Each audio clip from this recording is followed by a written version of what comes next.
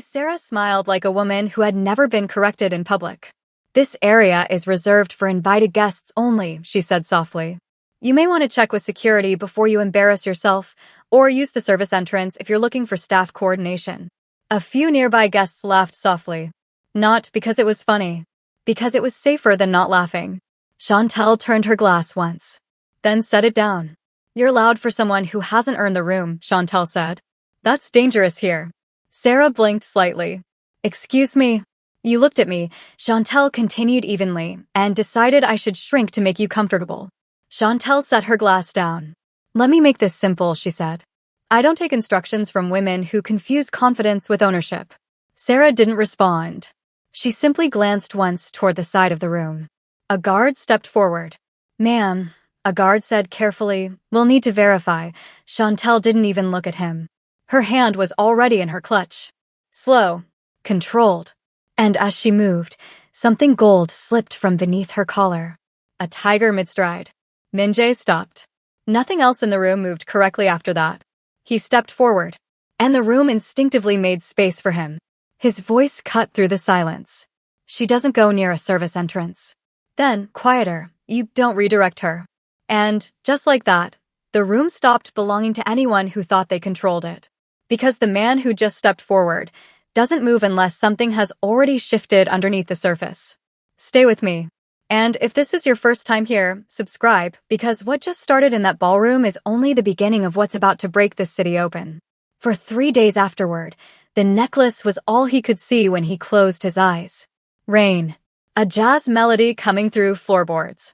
The smell of antiseptic. A voice that was steady when it had every reason not to be. He sat in his office and turned the fragmented images over like evidence, trying to assemble them into something coherent, and kept arriving at the same incomplete picture. Chantel, meanwhile, had returned to her work and her life and her established policy of not thinking about wealthy families and their exhausting internal politics. She had patience. She had obligations. She had a carefully constructed emotional distance from things that were not her problem. Then Kang Yoon-suk called. "I want to apologize in person," the older woman said. "What happened at the gala was disgraceful, and I was not there in time to stop it." "You don't need to apologize," Chantel said. "It wasn't your doing." "No, but I'm still sorry." A pause. "Come to dinner. Friday evening. Small. Just family." "I appreciate that, but..." "Please," Yoon-suk said quietly. "Don't let one foolish girl stop me from knowing someone I genuinely liked." Chantel was silent for a moment. Then she said, "Friday evening." The Kang family home was the kind of house that had been beautiful for so long it no longer needed to try. Yoon-suk met Chantel at the door personally and held both her hands in greeting. Minji's mother, a composed woman named Park Hyejin, welcomed her with careful warmth. Min-jae was already seated at the table when Chantel entered the dining room. He stood when she came in. She acknowledged him with a brief nod and sat across from him, and for the first 20 minutes of dinner gave him approximately the same emotional attention she gave the flower arrangement at the center of the table. That was new. Min-jae noticed it immediately and did not know what to do with it.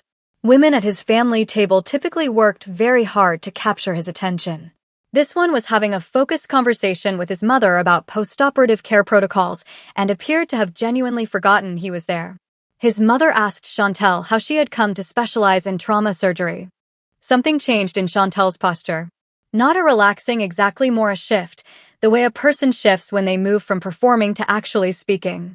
Because trauma surgery is the only field where you're constantly solving a problem that is actively trying to kill you, she said. Every other decision you can approach carefully. In trauma, you have to be right and fast simultaneously, and most of the time nobody has told you enough of the story yet. She paused. "I find that honest. I know exactly what I'm fighting." Yoon-suk was watching her with undisguised admiration. Min-jae was watching her too. Not at her face exactly, at the way she spoke. The particular quality of her steadiness. The way she talked about pressure like it was simply the landscape of her life, rather than something she survived. He recognized it. He just couldn't locate where from. Sarah sat at the far end of the table and cut her food into precise, quiet pieces. After dinner, while the family moved to the sitting room, Sarah appeared at Chantel's side in the hallway.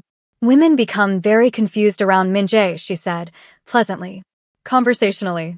The way someone delivers a warning disguised as friendly observation. They mistake his attention for affection.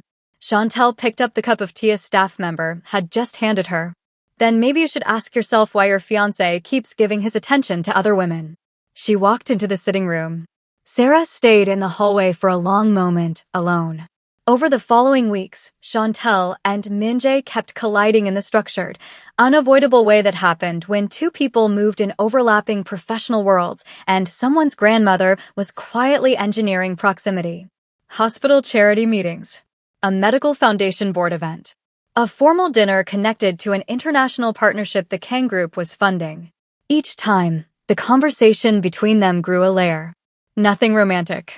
Nothing declared. Just two people who were discovering that the other person's mind was more interesting than they had initially budgeted for. Minjae was calmer when she was nearby. He noticed it the way you notice a headache is gone only by the absence of tension you had stopped registering as unusual. You never seem impressed by anything, he said one afternoon, at the edge of a hospital charity reception they were both quietly trying to leave. Chantel considered this. I'm a trauma surgeon. My baseline for impressive is set very high. What would clear it? She looked at him. Surviving something you weren't supposed to survive. And becoming someone different because of it instead of just harder. He held her gaze for a second longer than was strictly neutral. Why different instead of harder? Because hard is easy, she said. Different means something actually changed. He thought about that for the rest of the evening. The memories kept surfacing in pieces. Rain hitting a skylight. The pressure of bandages on his side. A woman's hands that were precise and unhurried despite everything happening outside. A man's voice downstairs, low and even, keeping watch. And underneath all of it, jazz, slow and complicated, the kind that felt like it understood grief. He started pulling old files. Quietly. Carefully. Not yet sure what he was looking for, but increasingly certain he needed to find it.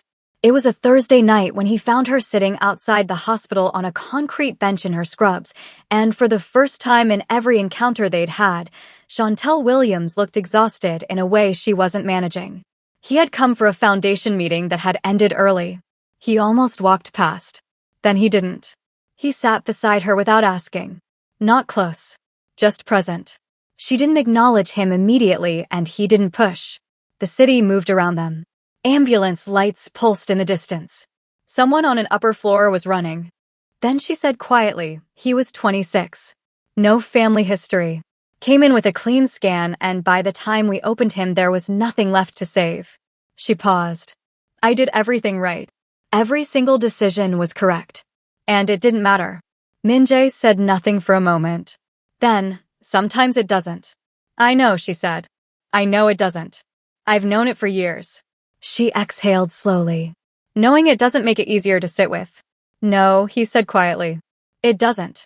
She turned and looked at him.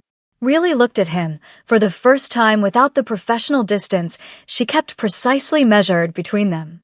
You actually understand that, she said. Not a question. An observation. Like she had expected him to say something generic and was recalibrating. I've made correct decisions that cost people their lives, he said. And wrong decisions that somehow didn't. You stop looking for the logic eventually. She held his gaze. The air between them shifted into something neither of them moved to name. You should go home, he said finally. You look like you haven't slept. I haven't. She stood slowly, and he stood with her, and for a moment they were very close in the quiet outside the hospital. She stepped back first. Thank you, she said. For sitting. Anytime, he said. She walked back inside.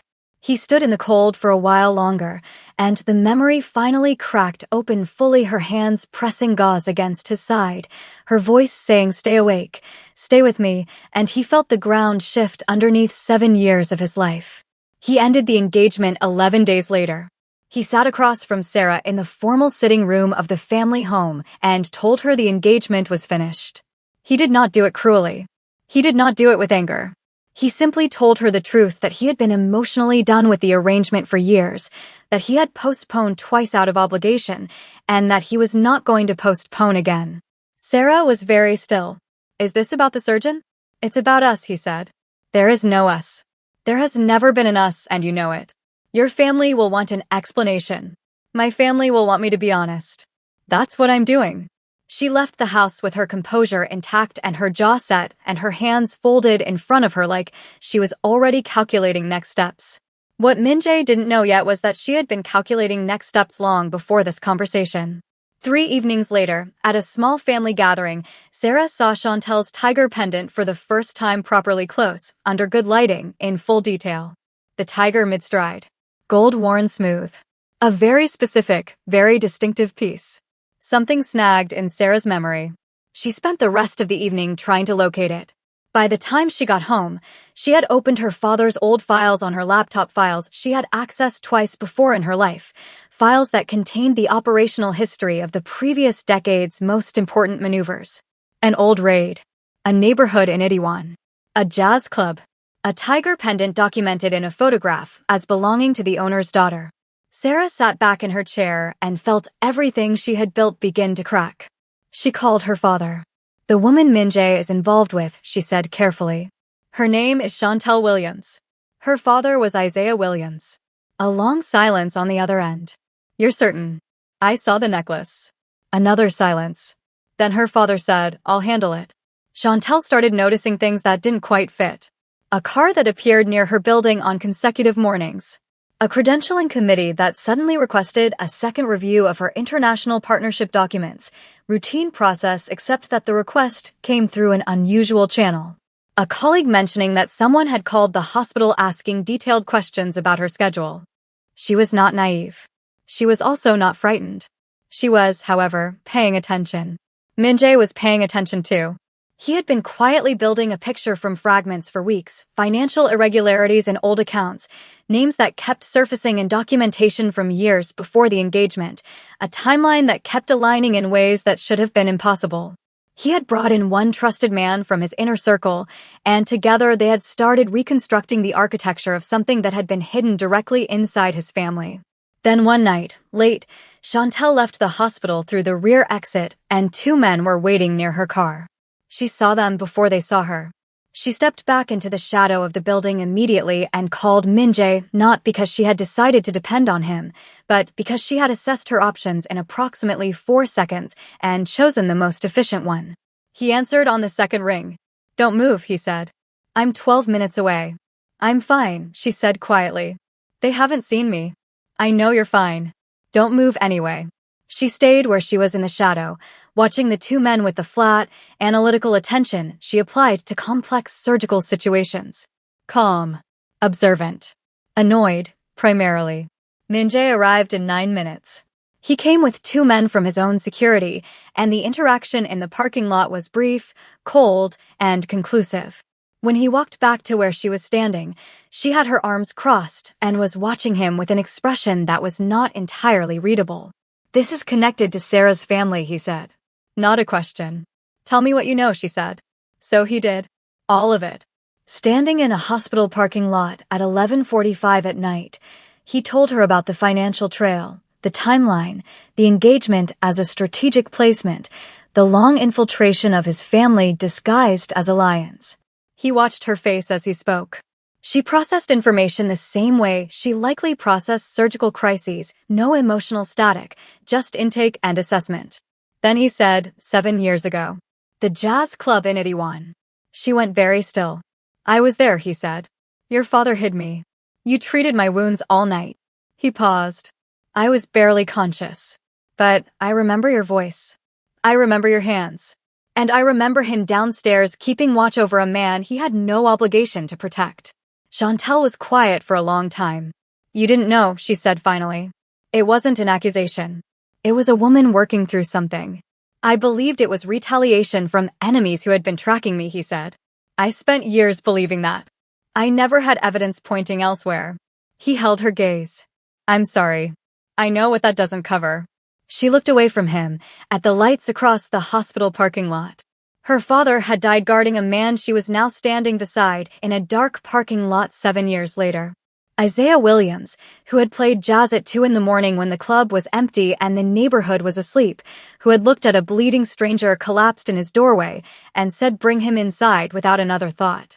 Who had paid for that decision with his life. When she looked back at Min-jae, something had shifted between them. Not softer. Deeper. The kind of shift that happens when two people understand they have been connected by something older and heavier than either of them chose. Finish it, she said. He spent 3 weeks building the case with the precision of a man who understood that what he was constructing had to be unassailable. Financial records pulled across multiple accounts and 4 years of transactions. Surveillance documentation. Internal communications recovered through channels that didn't officially exist.